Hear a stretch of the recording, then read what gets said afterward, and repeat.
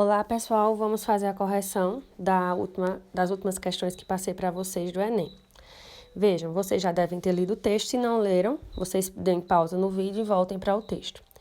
Primeira questão, ao escrever um artigo de opinião, o produtor precisa criar uma base de orientação linguística que permita alcançar os leitores e convencê-los com relação ao ponto de vista defendido. Diante disso, nesse texto, a escolha das formas verbais em destaque é objetiva. Letra A.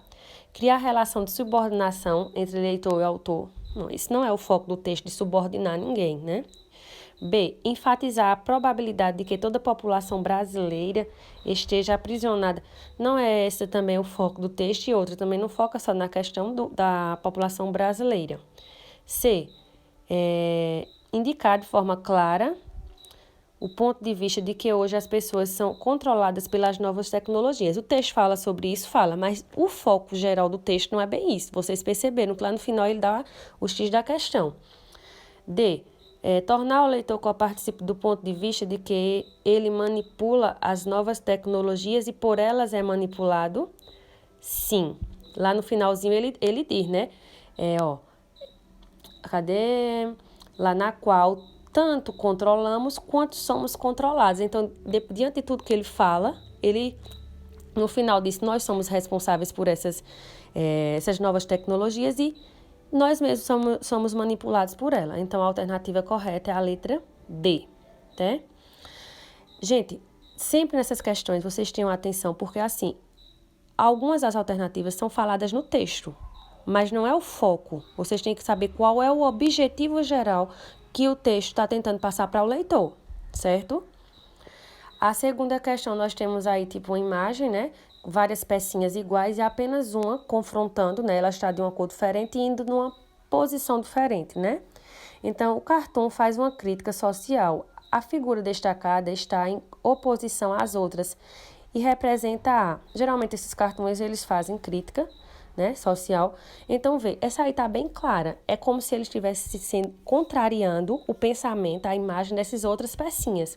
Então, a alternativa aí que se encaixa melhor é a reação ao controle do pensamento coletivo. Então, ele está sendo oposto ao pensamento coletivo dos demais, né? Dessas outras pecinhas aí. Então, essa daí foi bem fácil, não vou nem voltar para as outras alternativas. E a terceira, nós temos aí um textinho falando sobre o jogo, né? O jogo é uma atividade ou ocupação voluntária exercida dentro de certos e determinados limites de tempo e de espaço, segundo regras livremente consentidas, mas absolutamente obrigatórias, dotado de um fim em si mesmo, acompanhado de um sentimento de tesão e de alegria e de uma consciência de ser diferente da vida cotidiana. Então, segundo o texto, o jogo comporta a possibilidade de fruição. Do ponto de vista das práticas corporais, essa fruição se estabelece por meio do fixação de táticas que definem. Não, né? Essa fruição é estabelecida por meio de quê?